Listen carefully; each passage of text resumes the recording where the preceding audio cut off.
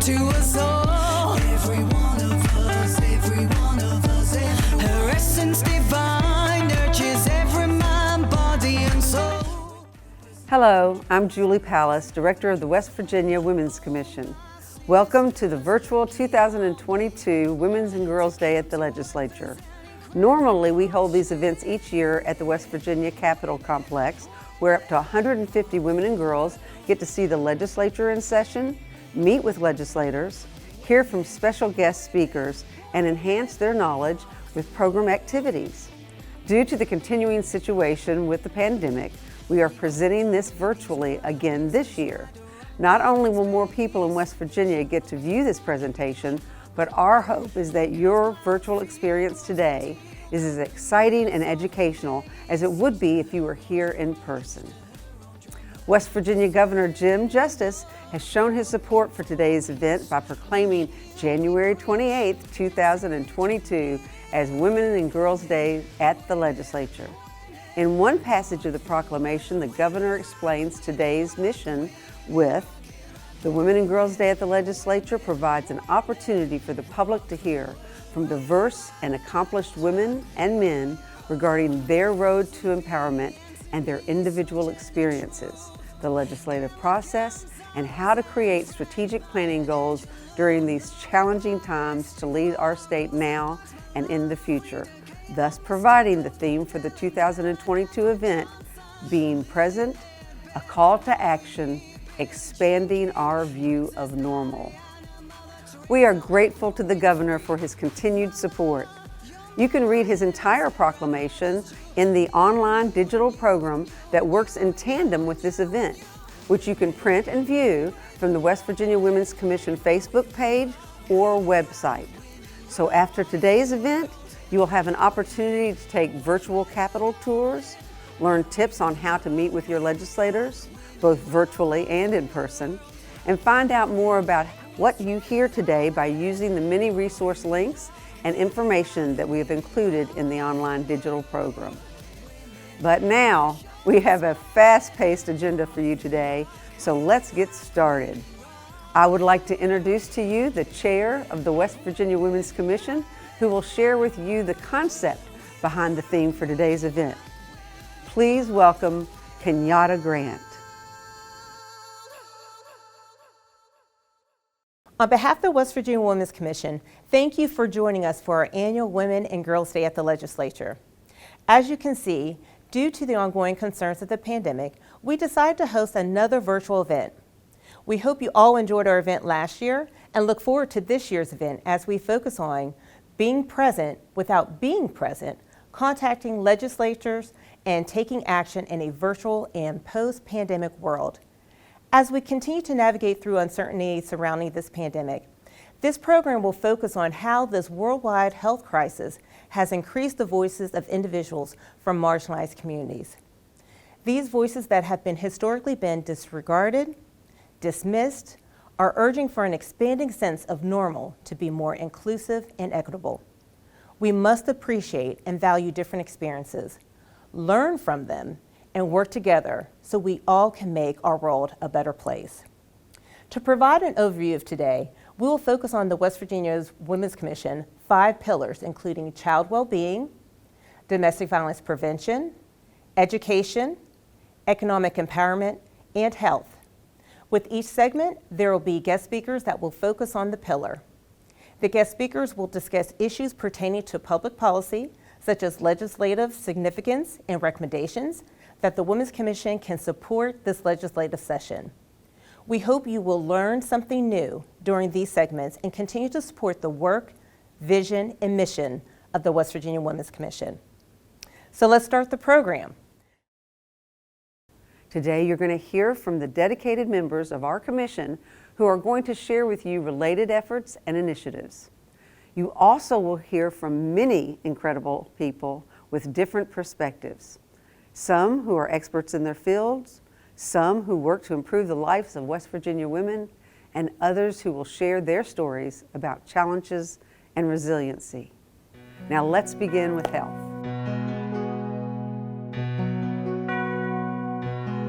I am standing on the shoulders of the ones who came before me. I am stronger for their courage. I am wiser for their words. I am lifted by their longing for a fair and brighter future. Hello, my name is Betty Critch, and I'm an appointed commissioner, and I have been building the health pillar of the West Virginia Women's Commission since April of 2021. As a women's health and rights advocate for over 30 years, I am deeply concerned about women and girls in our state. I believe strongly that we can improve the health and well-being of all West Virginians by empowering women and girls to be all that they can be.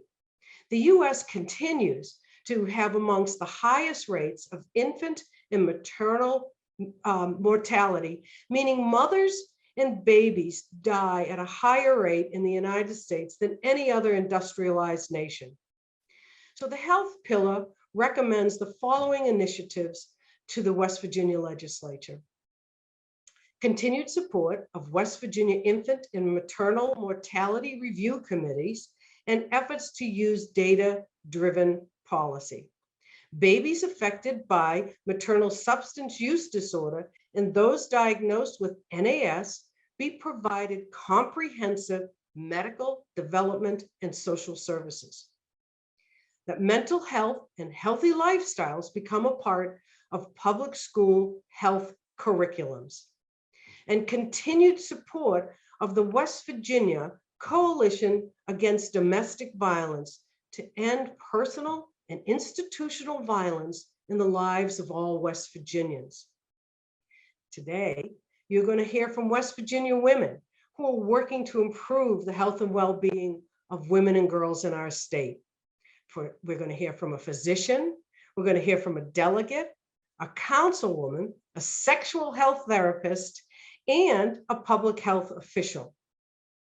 First, it is my honor and pleasure to introduce Dr. Roberta Ronzelli-Kane, and she is the current medical director of the West Virginia National Center of Excellence in Women's Health and Research. And she is going to talk to you today about health and wellness. And what does well-being and control of our body mean in this new world and the COVID world that we live in? Thank you for watching. For more information on the topic shared today, please email me at betty.critch@gmail.com. And don't forget to contact your legislators. They need to hear from you. And remember, we represent over 50% of the vote, so let's raise our voices. My name is Roberta Ronzelli-Kane. Like all of you, I wear many different hats. I am a wife, a mother, a sister, and a best friend. However, I come to you today wearing my physician hat. I am an obstetrician gynecologist, and I'm here today to discuss with you the difference between health and wellness. When I think about health, I think of how we're doing biologically. All can be taken away at a moment's notice. The one thing that COVID has taught us is our lives can change in a moment. Health tends to focus on how you're doing physically or if you have disease. However, psychological and social health are equally as important. This journey for wellness, balancing our physical, psychological, and social health is intentional. It's not passive, and we have to be active participants in choosing right foods, exercising, surrounding ourselves with positive people, and avoiding at-risk behaviors. If we're having trouble psychologically, we know that that can impact our physical and our social health as well. These are the hard lessons of COVID. However, as an obstetrician gynecologist, I tend to focus on reproductive health. I take care of women through adolescence, childbearing, midlife, and beyond. Women have reproductive potential for 40 years, so every conversation must include contraception. Hi, I'm Rebecca Roth with the Bureau for Behavioral Health within the West Virginia Department of Health and Human Resources. Our vision is to champion West Virginians' wellness, resilience, and recovery. We believe in connection and hope. That's why we support First Choice Services, which answers helplines right here in West Virginia. They are among the organizations receiving grant funds from the Bureau for Behavioral Health due to the specific need for surge capacity for mental and emotional support these days. First Choice Services answers Help 304. You can call Help 304, the West Virginia Emotional Strength Line, 24/7 if you are struggling with pandemic-related stress or other life challenges like unemployment, limited mobility, or trauma. The line is free to callers and completely anonymous. Callers are immediately linked with a professional crisis counselor. Upon request, they can refer people to service providers for help with social services or for a deeper level of care with mental health or substance use related issues. Your mental health and wellness are important. Whether you are a first responder or a social worker feeling burnt out, a person in recovery feeling anxious, or a person who is grieving and depressed, a parent having a really bad day, or all of the above, you can receive virtual support. For more information, go to help304.com to chat or call or text the number below. Take good care. We can stay well together. Thank you. 1 in 6 women and 1 in 21 adult men in the state of West Virginia have or will experience sexual assault or sexual violence in their lifetime. My name is Elise Glad, and I'm a sex therapist with WVU Medicine who is currently seeking their certification through the American Association of Sexuality Educators, Counselors, and Therapists. Part of my job as a sex therapist is to bridge the gap between regular therapy and sex therapy. Almost 90% of the work that I do is regular therapy and helping people to understand that sex therapy does not have to be this thing that you should be ashamed of or that you shouldn't want to go seek help for. Especially in the light of the COVID-19 pandemic, we have seen a significant increase in men and women who are experiencing sexual dysfunction because we have lived in a state of fight or flight for almost 2 years. There are many services available to you through WVU Medicine and in our sexual dysfunction clinic. There is a way to seek help. There are people that are very ready and willing to help you. And the biggest message that I can really push home today is that you do not have to feel alone in this. It's okay to not be okay. We have heard this time and time again over the past few years. During this pandemic, we have learned to grieve differently without the closeness of friends and families. I am Delegate Danielle Walker. I'm also a newly grieving mother. I've decided to take my grief journey to social media where family and friends and even strangers can see my raw emotions in times of not being okay. I find my grounding by looking at pictures of my son and then writing. It doesn't have to be coherent, but it is my emotions. The emotional roller coaster that each and every one of us are engaging in is valid, and you are worthy. Take your time. Grief has no expiration. The love that you have for the person that has transitioned is the love that you will continue to have. It is okay to tell someone that they don't have to be sorry for your loss, as it is a gain. As a member of the LGBT community and an elected official here in West Virginia, it's really important that I am focused on protecting and empowering our most vulnerable community members, many of which are in the LGBT community. In this new world of COVID-19, there are many challenges we face, not least of which include homelessness, mental illness, access to safe and affordable housing, and access to healthcare, which often lie at the intersection of LGBTQ folks. As a person of LGBTQ status, as a person who legislates for their community, I am always thinking about the important health and wellness of the folks that I serve. And statewide, we have challenges as well that we need to address.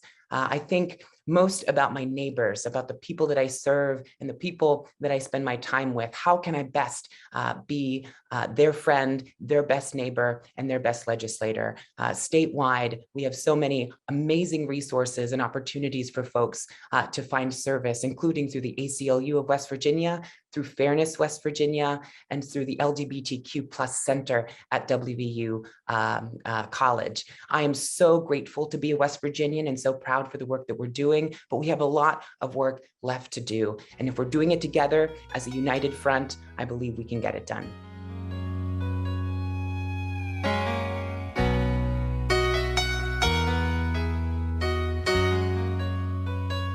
Sometimes the hand that rocks the cradle has got to rock the boat.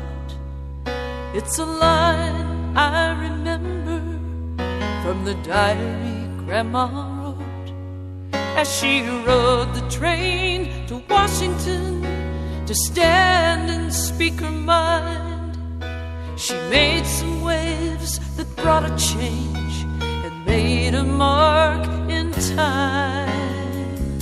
We've come in long. Thanks to Betty Critch and the other health speakers for providing us with great information that can benefit us by improving our physical and mental health. I'm Belinda Beafor, one of the commissioners for the West Virginia Women's Commission. It is my pleasure to introduce our next segment, where you will hear from people living and working in West Virginia to improve the lives of our children and youth throughout the state.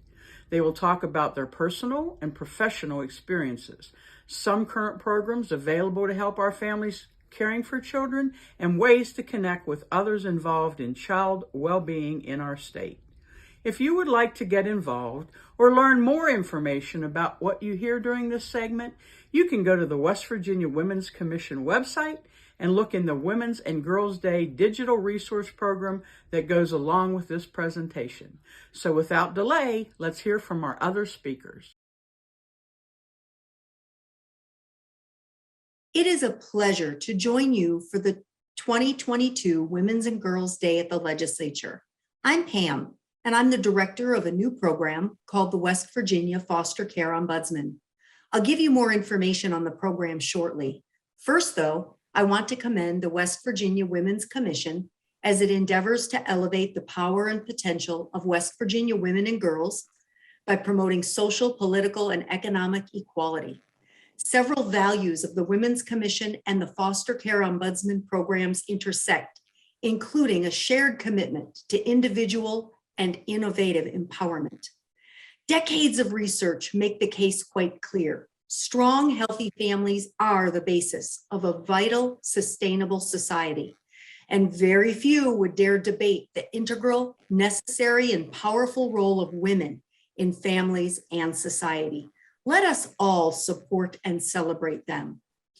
In 2019, our legislature created the Foster Care Ombudsman Program to help people who are served or affected by the child welfare system. This group includes, but is not limited to, foster and relative or kinship parents and foster children. You may be thinking a few things right now. Why on earth do we need a new government program? What is the child welfare system exactly? And finally, what is this odd term, ombudsman? I'll approach these common and excellent questions in rapid fire fashion today, but my contact information will be provided for you, and I would warmly welcome your call, email, or visit. Number one, the child welfare system refers to a group of services designed to promote the well-being of children. Many entities, including our legal system, the Department of Human Services, and a remarkable array of private or community agencies make up this system. Foster care, the temporary care of abused or neglected children, is part of this system. It is no secret that the child welfare and foster care systems are complex, stressed, and controversial. This is true nationwide and certainly here in West Virginia. Number two, Ombudsman is a Swedish term that means citizen representative. Sweden was the first country to appoint an independent official known as an ombudsman to investigate complaints against government officials and agencies.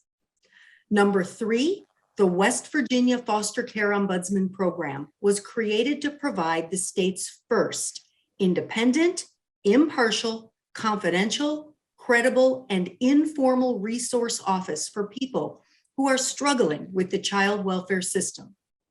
Over 7,000 children in foster care means many more thousand than that are directly or indirectly impacted by this system. This includes immediate and extended family members, foster families, and all those professionals associated with efforts to help or support them. A wise college professor advised me to honestly acknowledge that the way things ought to be is not always the way it really is. In child welfare, the way it is can be incredibly frustrating, scary, and confusing for many reasons, not the least of which is the sheer size and power of government. Our expert team helps by educating, elevating, and amplifying the voice of individual citizens. We collect lots of data so that we can speak with candor and authority regarding how people experience our child welfare system. If it isn't what it should be, the Foster Care Ombudsman can and definitely does endorse change. The Foster Care Ombudsman envisions an empathic, healing, and accountable child welfare system where voices are heard, people are empowered, and systems are responsive. If you or anyone that you know is struggling with the child welfare system and not sure where to turn, or has a suggestion for its improvement, please contact our office. In the meantime, enjoy celebrating women and girls today at the West Virginia Legislature. Thank you. Assalamu alaikum, peace and blessing be upon you. I was asked to talk to you today on child well-being.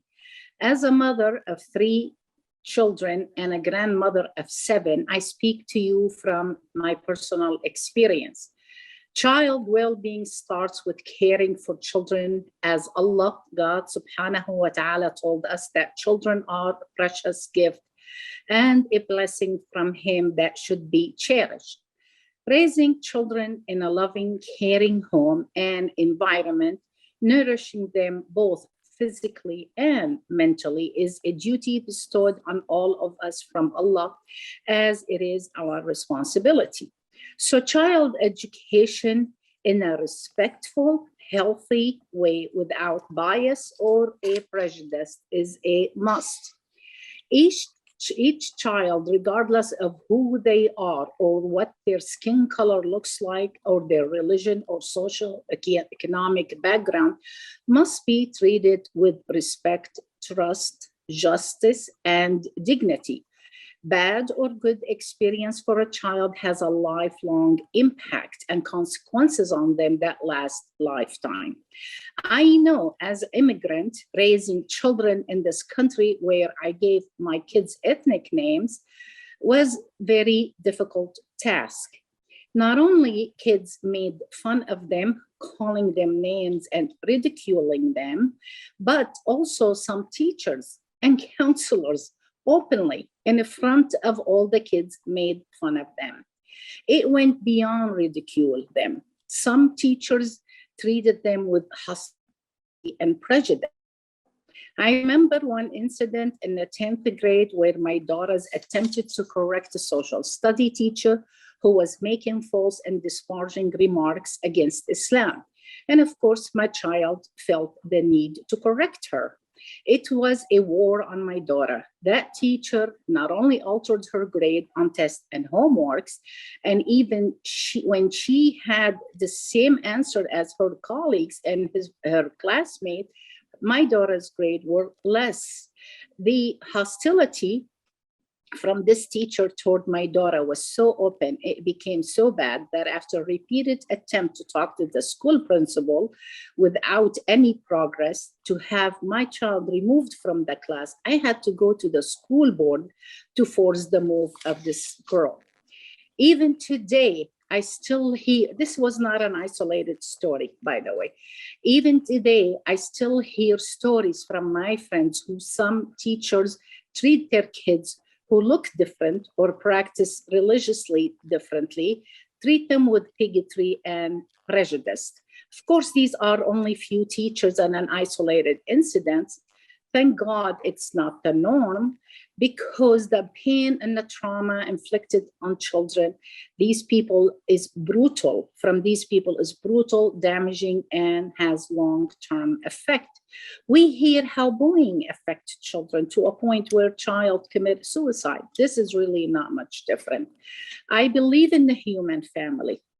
Schools, teachers, educator, and legislator must make sure that schools are a safe place where child thrives, is nourished, and allowed to develop their humanity.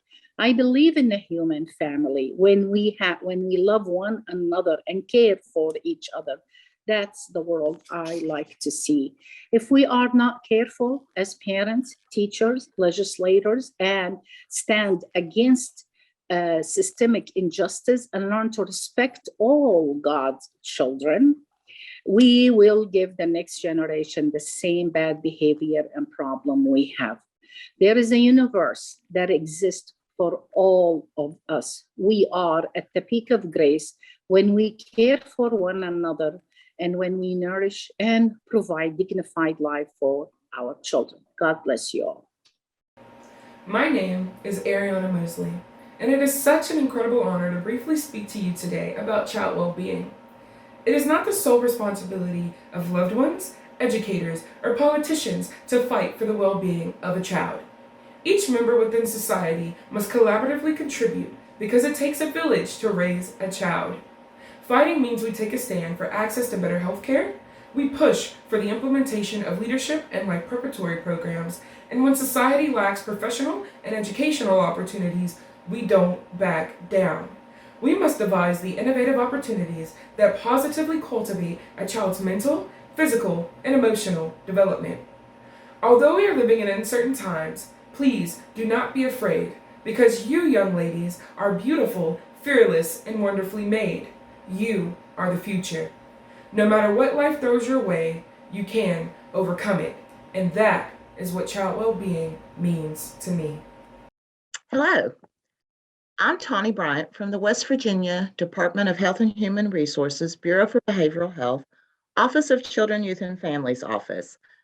And I work and oversee the Expanded School Mental Health Program. The West Virginia Expanded School Mental Health, or ESMH for short, initiative was formed in 2007 as a partnership and shared commitment between the West Virginia Department of Education, the West Virginia Bureau for Behavioral Health, and the Marshall University School of Medicine to expand access to mental health services for all students through a multi-tiered system of supports.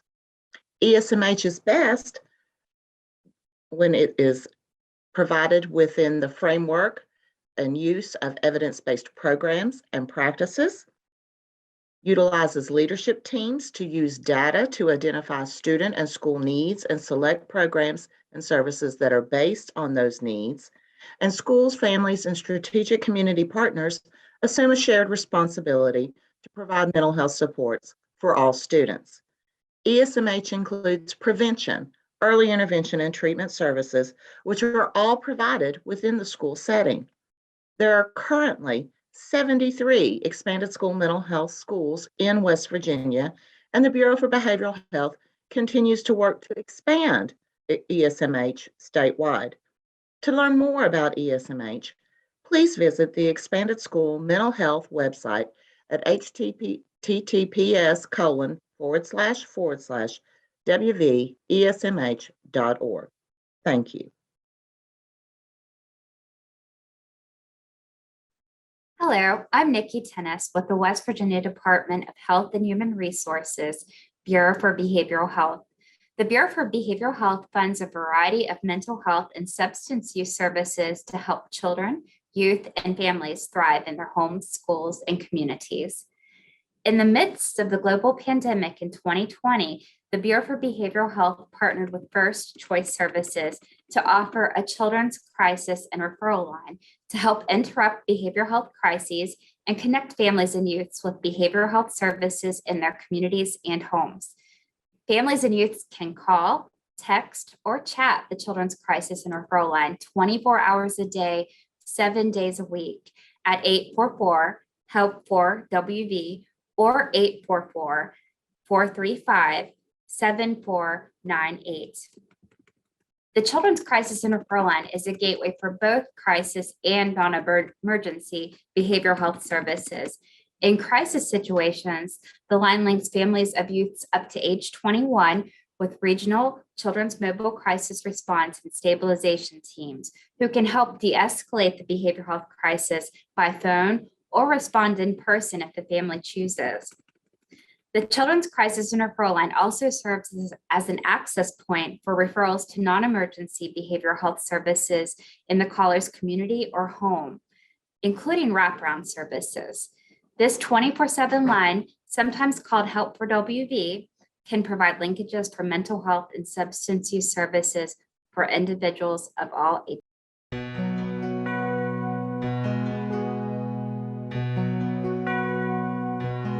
I am standing on the shoulders of the ones who came before 20 me. candidates, and my new slogan is 8 is not enough. Now they have their own.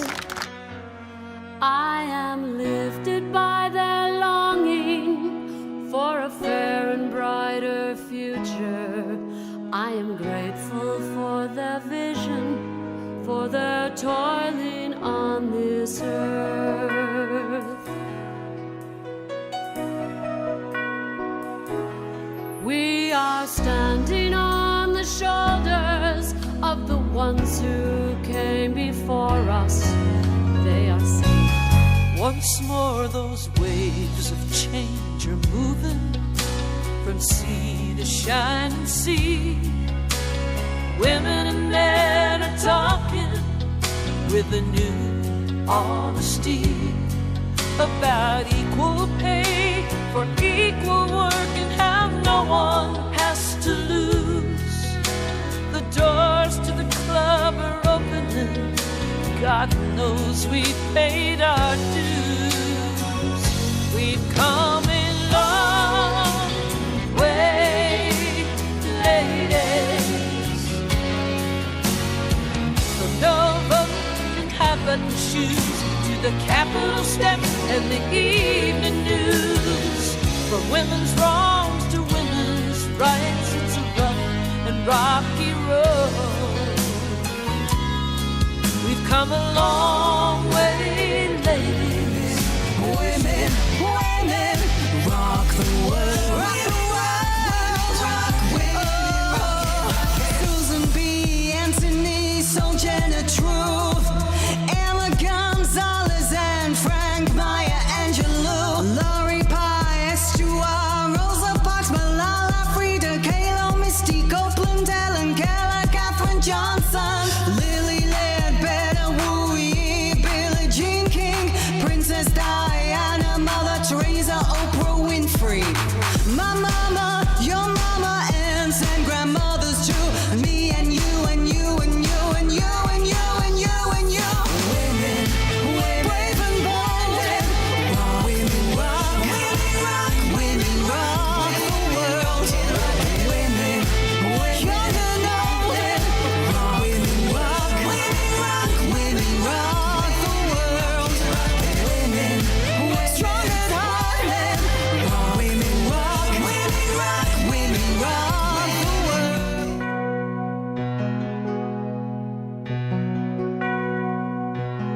I am standing on the shoulders of the ones who came before me. I am stronger for their courage. I am wiser for their words. I am lifted by their longing for a fair and brighter future.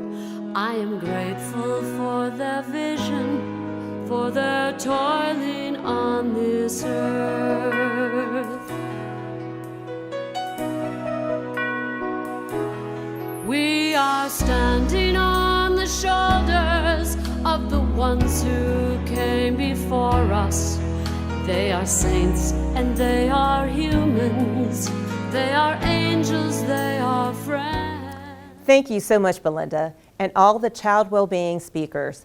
Many of the issues that were raised in this first segment intersects with this next segment, focusing on domestic violence prevention. As the community organizing coordinator at the West Virginia Coalition Against Domestic Violence, we are reminded on the importance of a healthy relationship. Understanding the dynamics of domestic violence is extremely paramount when comprehending the significance in relation to legislation. This next segment will provide you with a snapshot of domestic violence in West Virginia and the issues that we need to focus on during this session. You'll hear from team coordinators from the West Virginia Coalition Against Domestic Violence, a director and survivor from one of our licensed domestic violence programs, as well as another community leader who also identifies as a survivor. Tanya Thomas, one of our two team coordinators from the West Virginia Coalition Against Domestic Violence, will start by providing you with some information about the role and responsibilities of the state coalition and the 14 licensed domestic violence programs. Hi, my name is Tanya Thomas. I'm one of two team coordinators at the West Virginia Coalition Against Domestic Violence. And it is my pleasure to give you just a really quick overview of who the coalition is and what our local programs do. So the West Virginia Coalition Against Domestic Violence is a coalition of 14 licensed domestic violence programs that are scattered all over the state and serve all 55 counties. So we may have programs that have a catchment area of maybe 2 counties and some as much as 8. And wherever you're at in West Virginia, you are covered by one of our programs. Our programs provide 24/7 free domestic violence services, and we also have dual programs which also provide sexual assault services, stalking services, human trafficking services, and dating violence services. Like I said, 24/7 free. They also do specific things like they can go to provide emergency shelter, which we have 14 licensed shelters in our state. They can go to court. They can provide like those types of advocacy services. They can do safety planning, take your hotline calls. They can, go with you to the hospital if you need those kind of advocacy services. They can provide transportation, helping you fill out forms, and just talking, right? So they are there, and we have a fabulous group of over 200 advocates, domestic violence advocates and sexual violence advocates across the state. Which is a little different than what we do here at the West Virginia Coalition Against Domestic Violence. We are like the centralized office for our program. So we are located in Elkview, West Virginia. We have a staff of 10. And what we do is we don't provide those direct services, right? So the experts out in the state, our programs and all those advocates, they provide those really life-saving and needed services. What we do at the coalition, we provide a lot of training to our programs and other professionals, technical assistance for people. We do lots of public policy, which you'll be hearing about here from one of my coworkers, from Joy Shedlowski, in another presentation. We do statewide public awareness campaigns. So like, for instance, like the month of October is Domestic Violence Awareness Month. And during that month, there's lots of activities going on. So we kind of coordinate those activities and also activities throughout the year. We also provide reports. So we do a lot of some data collection, and we develop reports for the state. So we do reports for statewide services, do domestic violence related deaths and things of that nature. And I think that's it. Hi, my name is Joyce Yadlowski, and I'm one of two team coordinators with the West Virginia Coalition Against Domestic Violence. And one of the objectives that we carry out at the coalition is making sure that we follow all legislative issues and look at their impact on survivors of domestic violence, sexual assault, stalking, human trafficking, and dating violence. And we also have some areas of focus that we lift up for legislators to let them know that there needs to be some changes, or that we need to at least maintain some of the things that we have right now. So I'm going to go over those with you right now. The first one is looking at funding. Funding is required to be able to provide life-saving services in our 14 programs, and we are asking legislators to maintain funding that flows through the DHHR line item. We're also asking legislators to help offset cuts that have been coming through the Federal Victims of Crime Act. There's some areas in a law that deal with crimes, and we want to ask legislators to focus in on a few of those. So the first one is about stalking, the crime of stalking.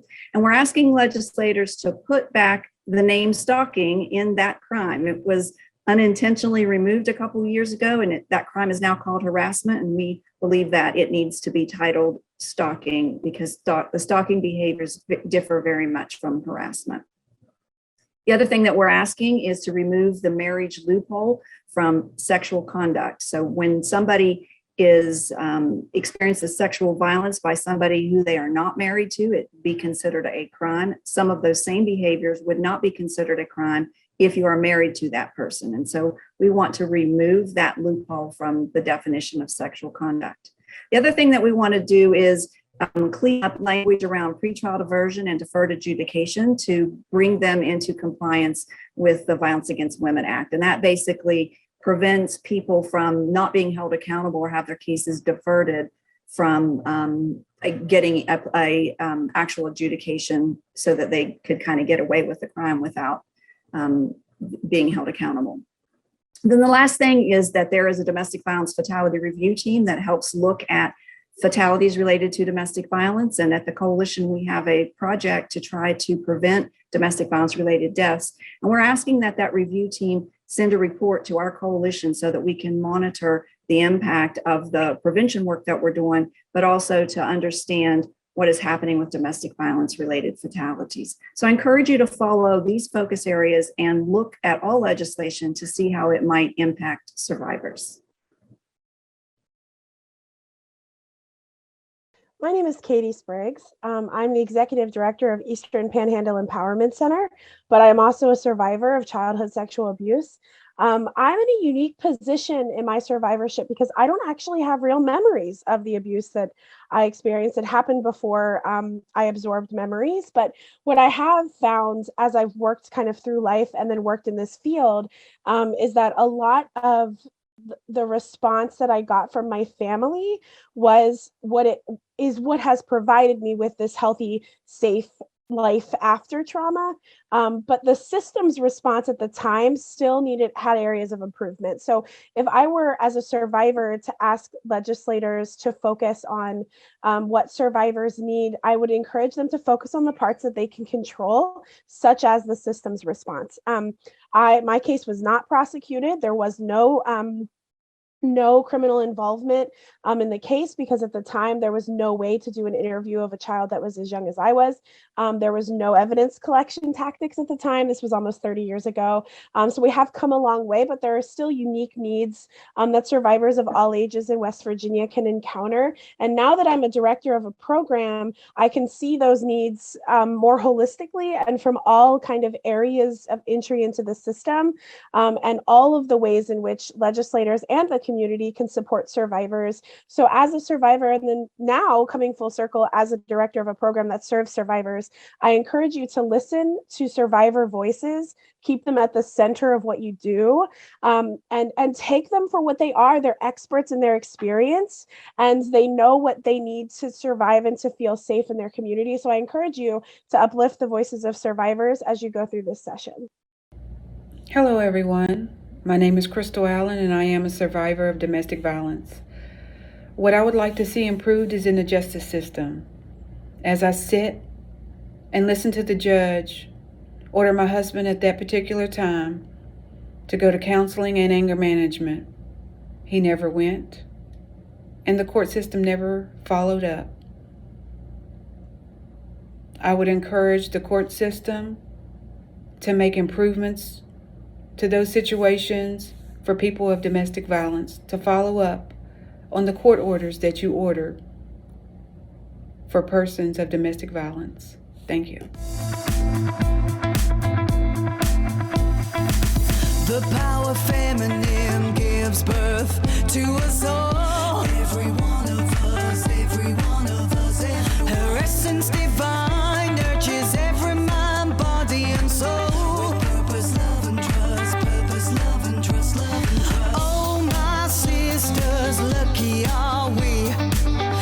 come to earth as an incredible shield. Women, women, women rock the world. Women, women, women rock the world.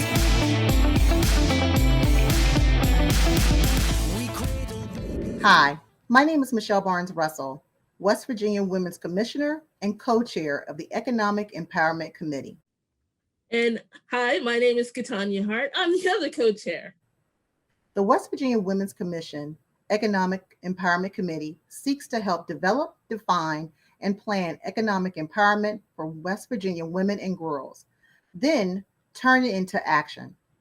Our goal is to provide a blueprint to address all aspects of economic growth and provide a collaboration of information from major economic corporations and financial institutions.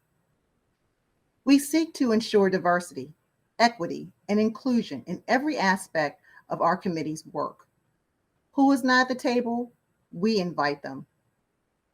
We research local, state, and national data, initiatives, organizations, and individuals that provide valuable information, resources for economic advancement of women.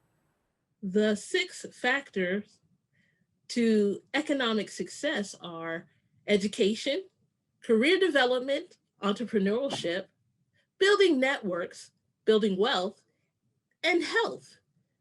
Again, we seek to provide a collaboration of information from various resources and diverse sources. When West Virginia women win, West Virginia wins. When West Virginia women win, West Virginia families win. So now it is my pleasure to introduce some women who are being present, who have answered the call to action, and who are expanding the new norm and are creating economic empowerment in the great state of West Virginia for women. Rock the boat. It's a line I remember from the diary Grandma wrote as she rode the train to Washington to stand and speak her mind. She made some waves that brought a change and made a mark in time. Hello, my name is Karen Friel, and I'm the District Director for the U.S. Small Business Administration here in West Virginia. The SBA is a federal agency with 68 district offices located throughout the United States, and we're headquartered in Washington, D.C. The agency was created in 1953 with a mission to aid, counsel, assist, and protect the interests of small businesses, to preserve a free competitive enterprise, and maintain and strengthen the overall economy.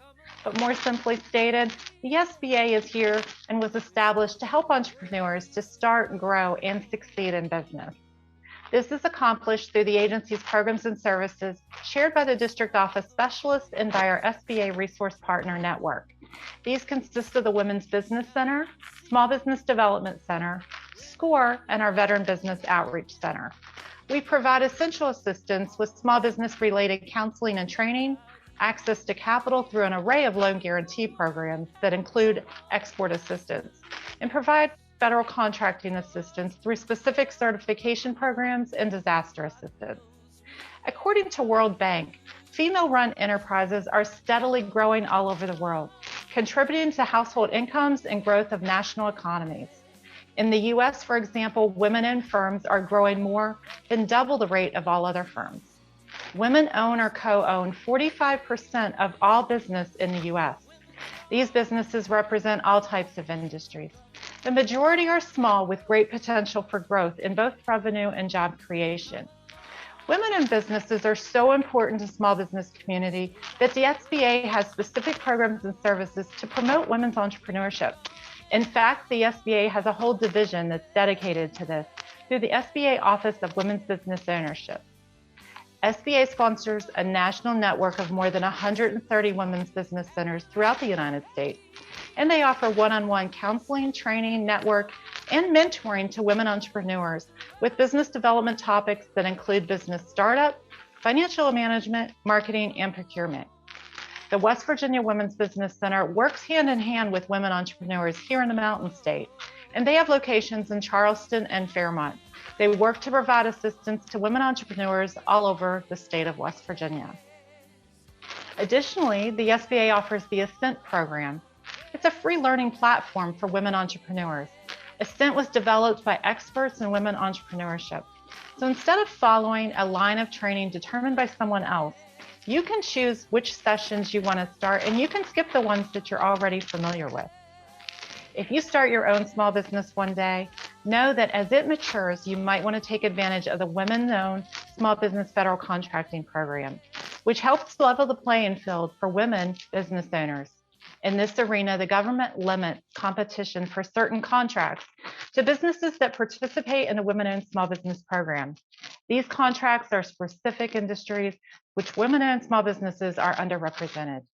By becoming certified as a woman-owned small business, it makes the business eligible to compete for 5% more federal contracts that are set aside specifically for the Women-Owned Small Business Program. There's also other certification programs to help small business owners in the federal contracting arena. Now, I don't want to say that starting your own small business and running it is going to be easy. It takes dedication and hard work to achieve success. But we, as women, bring new perspectives to the business world. We expand the view of normal by approaching businesses differently, especially on important issues like social responsibility, turnover, and compensation. And I personally believe that those differences are good for the business community and good for our country. Being a woman and growing up in West Virginia, I know how important conferences like this are for our youth and for all of us who are still growing in our professions. My SBA West Virginia District Office is dedicated to highlighting women-owned small businesses, so much so that we created a district-level Small Business Week Award category for a Woman-Owned Small Business of the Year. We have had winners in this category, like Jill Scarborough with Bright Futures Learning Services, who was highlighted this year during the SBA's National Small Business Week Summit for her contribution to the small business community. With the assistance of the SBA and the SBDC, Jill turned her small applied behavioral analysis clinic that she started in her grandmother's kitchen for one student into a 7,300 square foot facility that helps numerous children on a regular basis. I want to share from the 2017 census that there were almost 12 million women-owned small businesses in the US out of 31.7 million total small businesses. And that includes a little more than 40,300 women-owned small businesses in West Virginia, of almost 113,190 total small businesses here in the Mountain State, according to the 2021 Advocacy Profile. My hopes, dreams, and prayers are that with conferences like this and programs and services like the SBA and our resource partners offer, that these numbers will continue to grow until we are on more equal ground.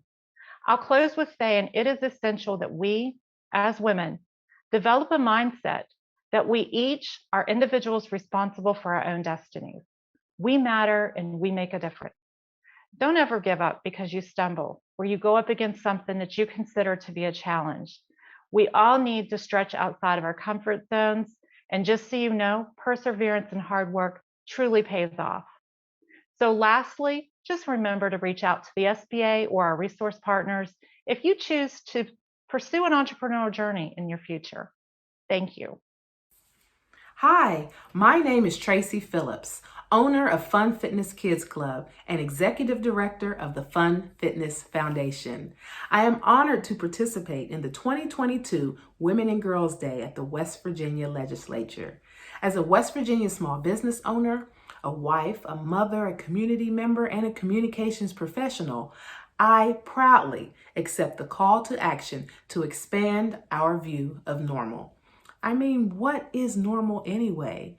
Well, Webster's Dictionary defines the word normal as conforming to standard, something that is typical and expected. And we all know that we are living in these days and times that are anything but typical, and that everything is unexpected. So why should our thoughts, our ideas, and our goals be normal? I am the proud owner of West Virginia's only mobile rental soft play company. I'm proud that our business was named the 2020 West Virginia Minority Business of the Year by the U.S. Small Business Administration. I'm proud to be a 2020 groundbreaker by the West Virginia Governor's Office, the Herbert Henderson Office of Minority Affairs. And I'm proud to have a company and a foundation that is working to increase healthy lifestyles for all those in West Virginia. Not only do we promote healthy lifestyles, we encourage youth entrepreneurship through the West Virginia Kids Business Expo, and we use this as a vessel for change in our state. Our key word is innovation, creating events and opportunities for the betterment of West Virginians right now and in the future. We like to roll with the punches. In this COVID era, we've had to expand our programming to include virtual options like the Fun Fitness Challenge for all families throughout the state of West Virginia. A call to action to expand our view of normal. I leave you with this today. Let's work to create a structure for others to move forward. Let's work to build and to expand on opportunities for our youth and for all those in West Virginia as we move forward with our new normal. Remember, innovation is key. Keeping an open mind is critical, and working together is the smart way to change and expand the new normal in our state. I thank you again for this wonderful opportunity, and I'm looking forward to the future of women and girls in West Virginia. Hi, my name is Kayla Lewis. I'm 13 years old and I go to John Adams Middle School. I engage in a lot of hobbies such as tennis, swimming, and baking. I've also started my baking business called Sweet Day Treats, where I've won at the Kids Business Expo for 3 years in a row. I'm very excited about that. I've recently been appointed to be at the Charleston Youth Council for the city, which has been through the mayor and the city council. That's really exciting. And I've also had a lot of history with the mayor. Like I've made cookies for their city council meetings, and I feel like that's a great opportunity for me. There's a lot of things that I like to engage in, but the main thing and I've also started to get into this new hobby, something that I would like to take on to college and maybe my career in the future. And that's where I just want to focus on my psychology and how the mind works and how to help people with their mental health. I feel like that's something that's very important to the world and something that's very important to study and help out with. So that I feel like that's me, and I really just want to help in the community. And for West Virginia, I want to see more youth getting involved because that's something that I'm doing now, and I feel like it's very fun. It's very engaging. It's something that a lot of people should start focusing on, especially for college applications and things like that. You want to be engaged and you want to be helpful with your community and the people around them. So that's what I'm focusing on as the future goes towards West Virginia. I really do love that. I really haven't looked much in it, but it's either Florida State or Ohio, which is my main thing that I want to get into, because I think Florida would be good though. As far as the future of West Virginia, I want to see more opportunities for the youth to grow and have more engaging activities to be in, and things like the youth council to just like have a say in what they want to do for the community, and I feel like that's very important. So thank you.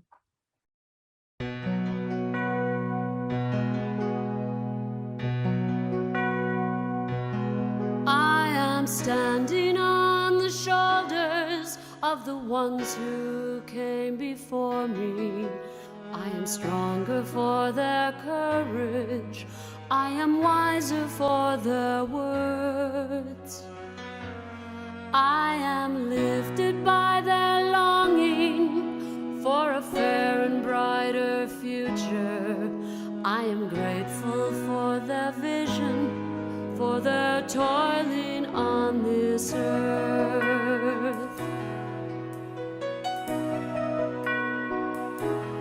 We are standing on the shoulders of the ones who came before us. They are saints and they are humans. They are angels, they are friends. We can see beyond the struggles and the troubles and the challenge when we know that by our efforts things things will be better in the end. They lift me higher than I could ever fly, carrying my burdens away. I imagine our world if they hadn't tried. We wouldn't be here celebrating today.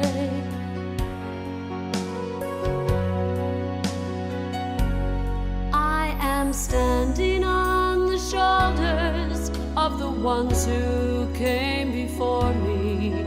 I am honored by their passion for our liberty. I will stand a little taller, I will work a little longer, and my shoulders will be there to hold the ones who follow me.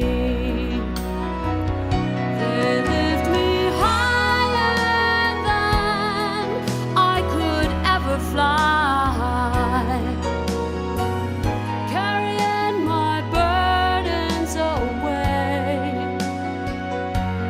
I imagine our world if they hadn't tried.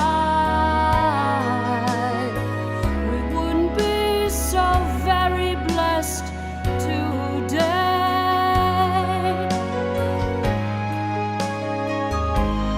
I am standing on the shoulders of the ones who came before me.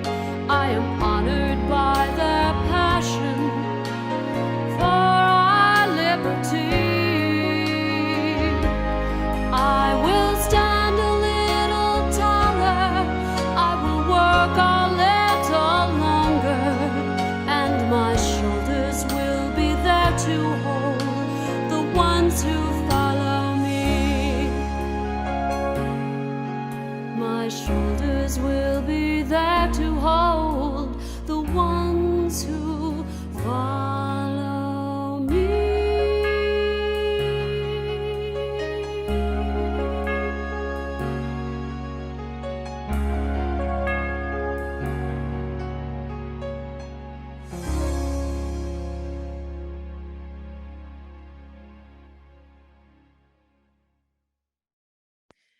Kofi Annan once said, "Knowledge is power, information is liberating. Education is the premise of progress in every society, in every family." As we consider ways to make progress in our great state, education must be a foundational pillar of those efforts. From early childhood education to advanced graduate degrees, our citizens must have access to quality education if we are to grow our economy, improve physical and mental health outcomes, and make West Virginia a place where people want to live and raise their families. From the time we closed our schools in March 2020 because of the COVID-19 pandemic, we have seen education and our access to it challenged in many ways. Our education professionals worked tirelessly to adapt their teaching to virtual learning methods. Our students found new ways to connect with their teachers and each other. We have discovered valuable strategies and techniques that will benefit students for years to come. But we have also found many barriers along the way. The lack of widespread access to reliable broadband internet service created a huge gap for many students when learning went virtual. The demands of work, both in and out of the house, particularly for women, prevented many people from continuing an educational path that would improve their employment prospects. The cost of higher education continued to rise, even as families faced the loss of jobs and income. We certainly have made progress from those uncertain days in 2020, but we must continue to be mindful of the barriers to educational access in our state. We must improve internet access throughout the hills and hollers of West Virginia. We must recognize the decreasing financial power of the Promise Scholarship, which once covered 100% of college tuition and is now worth less than 60% of the in-state tuition rate at our public institutions. We need to ensure that students are not prevented from obtaining their education just because of the style of their hair by passing the Crown Act.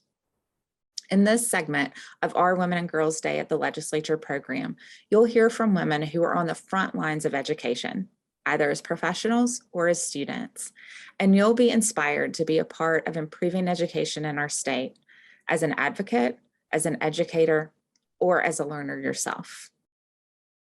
Over and over again during COVID, I have watched people that are experts in a field be denied the platform to be able to speak about their field because it wasn't politically allowable.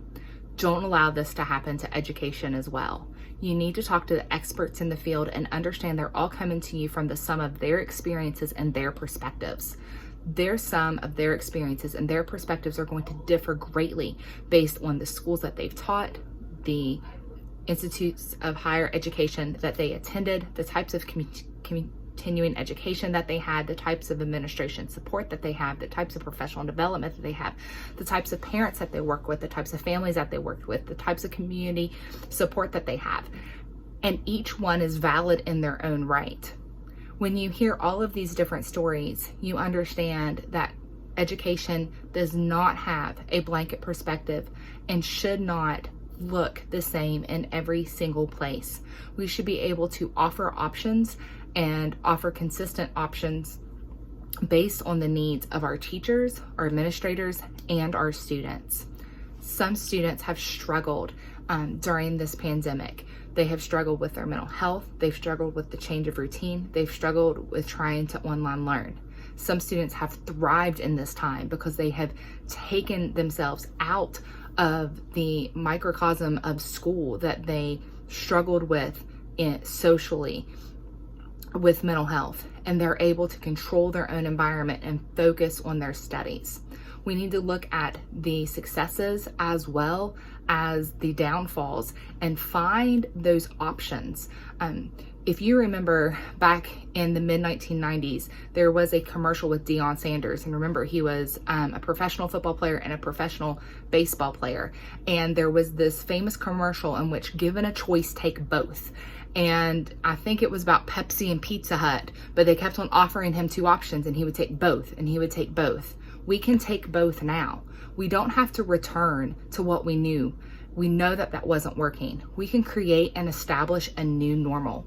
We can have public education that is purely online. We can have hybrid models. We can look at a business model that operates not just on our 7:30 to 2:30 schedule, but different times throughout the day to meet the needs of also parents that work at home, work away from home, single parents, blended families. We can take this opportunity to change the face of what education looks like, because there's no better time than when everything is helter-skelter. Hi, my name is Whitney Hunt. I'm a native of Monroe County, West Virginia, and a recent graduate of the University of Charleston here in Charleston, West Virginia. I graduated this past December with a bachelor's degree in political science, as well as a bachelor's degree in business administration. I will also be starting my master's degree at UC next week, which I'm really looking forward to. I am very happy also that you all asked me here today to talk to you about the struggles during a COVID-19 pandemic as far as learning goes. There were a lot of struggles for us as students, and I'm just going to be completely honest with you right there. It is hard to pinpoint one, but I do think there's one that we don't really talk about enough, and that is motivation. How do we keep our students motivated? I know for me that sometimes I found it really hard to stay motivated, and here's why. I'm no longer getting up and going to class anymore, right? I'm not getting up in the morning and I'm not having something to look forward to each day. I'm taking 5 steps from that bed right there to this desk right here. And I no longer have the clubs to look forward to, my extracurricular activities. There's no more sports to go and watch. And for other students, there's no more sports to be a part of. There's no more clubs to be a part of. There's no more community things to be a part of. So as a student, that is really difficult to deal with. You have to now force yourself to learn the difference between your personal life and your family life and your school life, because it's all happening right in the same environment 24/7. So I saw a lot of students struggle with that, finding the motivation to keep going, to make the grade, to reach for something higher, when really it seems like there's not much higher to reach for because everything has kind of lost its value during COVID-19. As we move forward, I don't know what the solution is, and I wish I did. And I would like to be very honest with you all right now, because I'm a firm believer that if you don't know the answer, you ask somebody else. So I don't have the solution. I think that now we have kind of learned to do class online. We have learned the different processes and methods that we need. And I think a lot of schools have a really firm handle on that.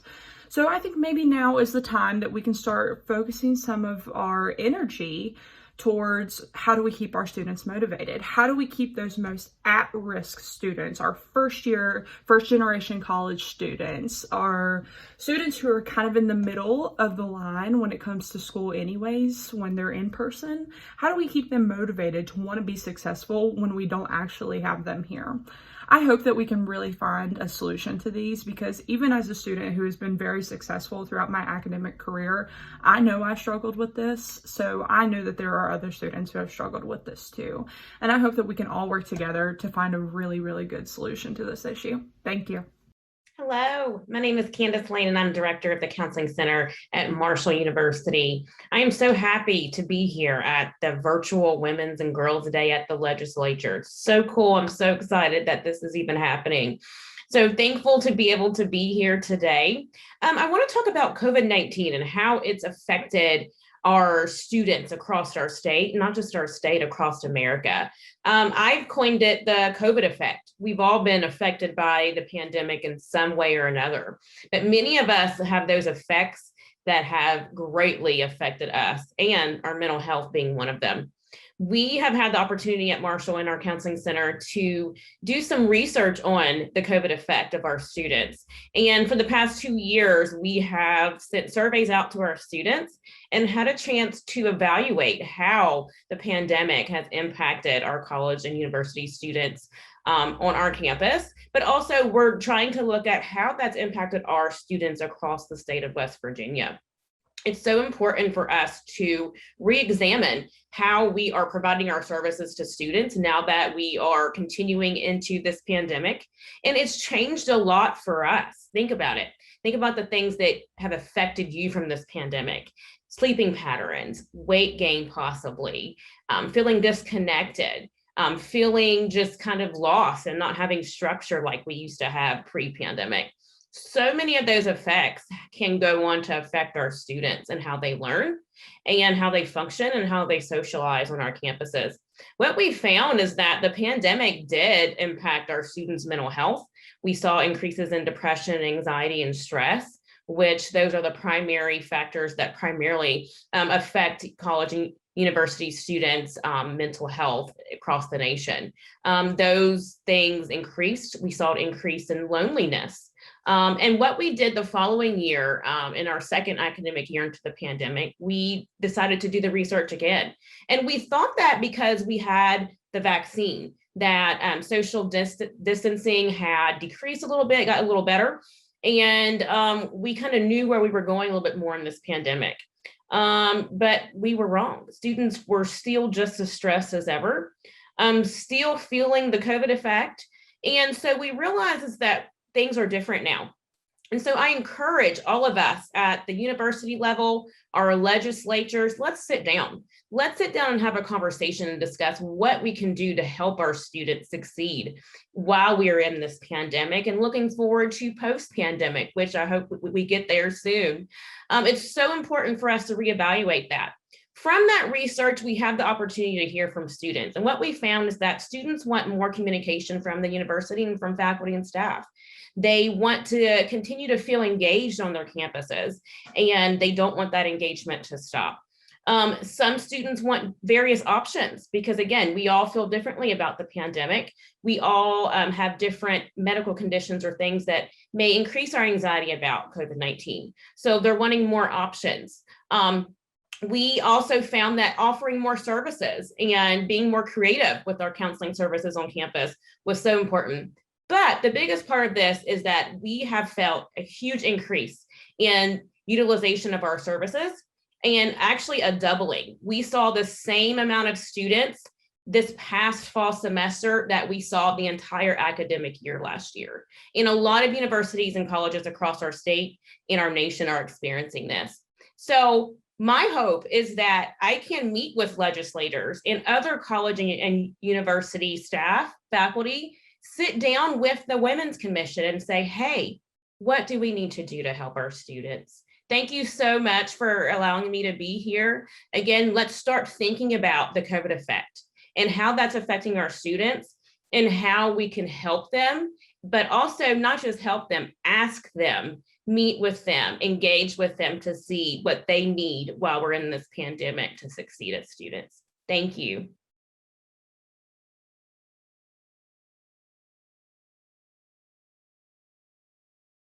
Hello, I'm Owens Brown. I'm the senator from the 1st District in West Virginia. I also past president of the NAACP. And I've been in this battle to fight COVID since the beginning, since 2019, as part of the governor's coronavirus task force. The COVID-19 pandemic has had the greatest impact on the American people since the American Civil War to end slavery. There's been no other event since the Civil War that has impacted every American like the COVID-19 pandemic. The pandemic has exposed the great economic, health, and cultural disparities in this country. The pandemic could be looked at as a catalyst for change in the political, economic, and social structures in this country. This pandemic should re-implement a new period of reconstruction in America where people are the focal point to be rebuilt. Build Back Better is the answer to the reconstructed lives of the people of this war-torn nation in its battle against a deadly enemy called COVID-19. We are at a crossroads in history.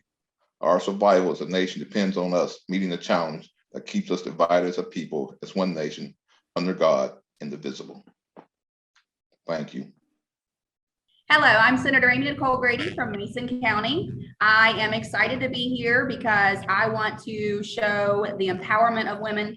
I believe that we need more females in leadership roles, and I'm so happy to be here to be able to be a leader and to be able to make decisions in our legislature for women.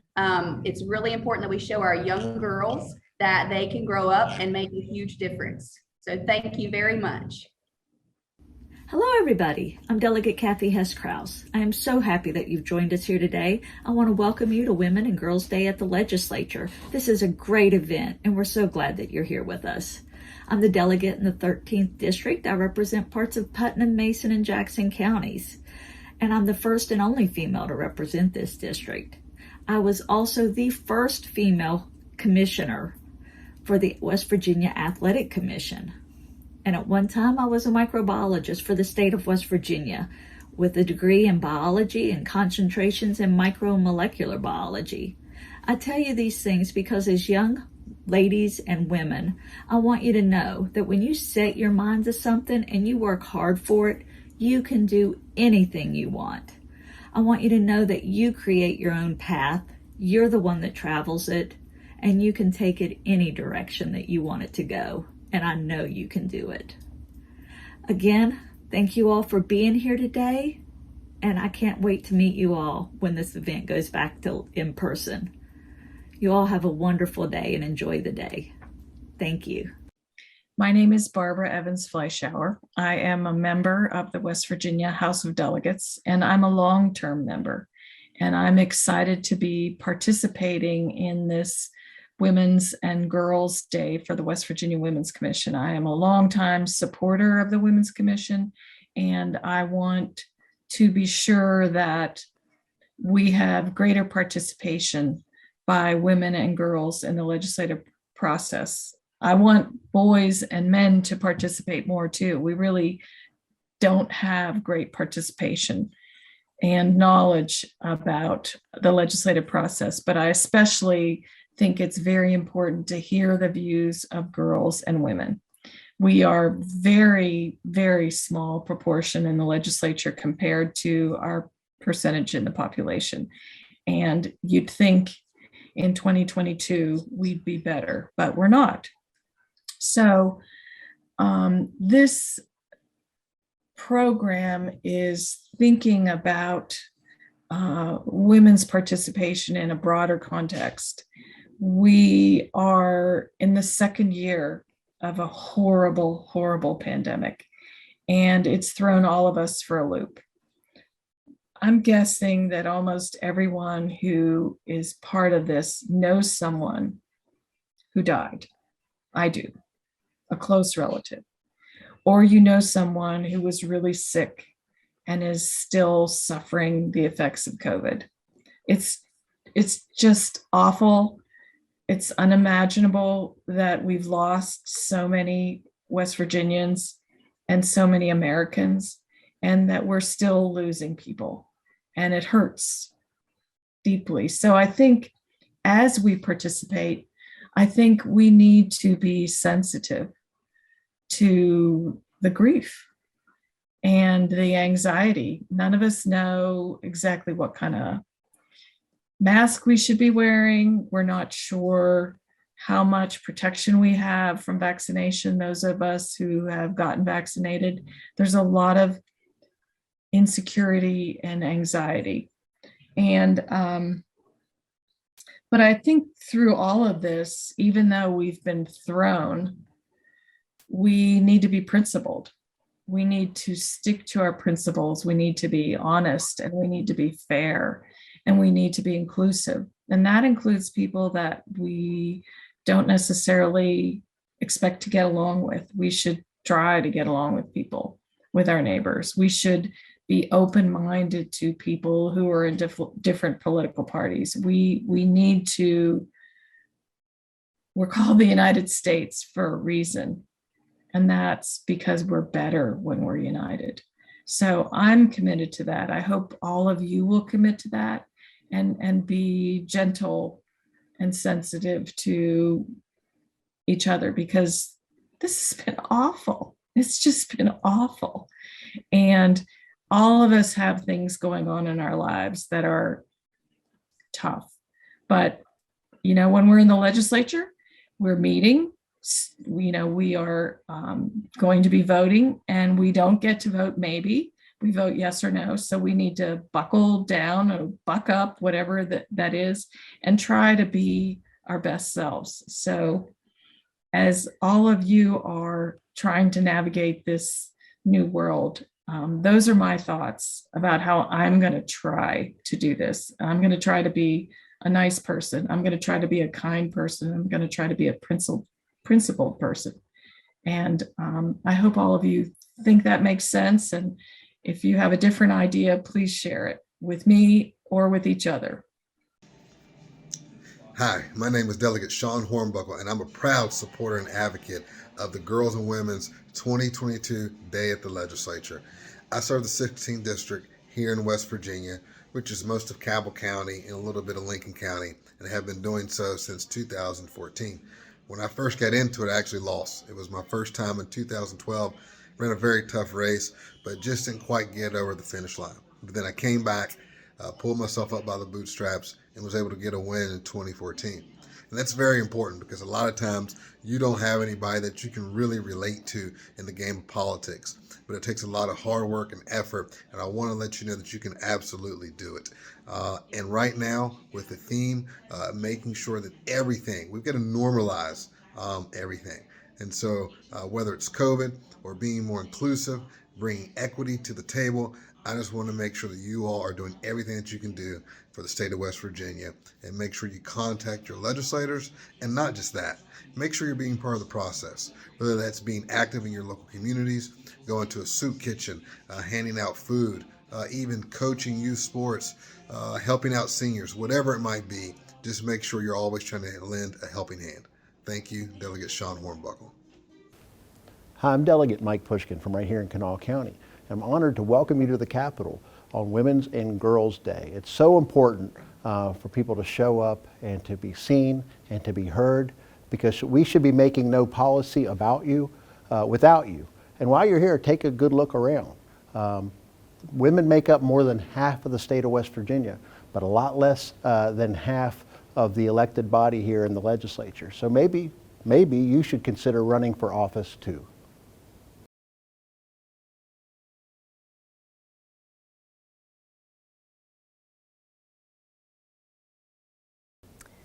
Thank you to our distinguished legislators for sharing your time and encouragement with us today. In addition to letting your legislators know where you stand on upcoming legislation, just like many of our guest speakers shared with us, you can use your voice to impact your life and the life of others in many ways.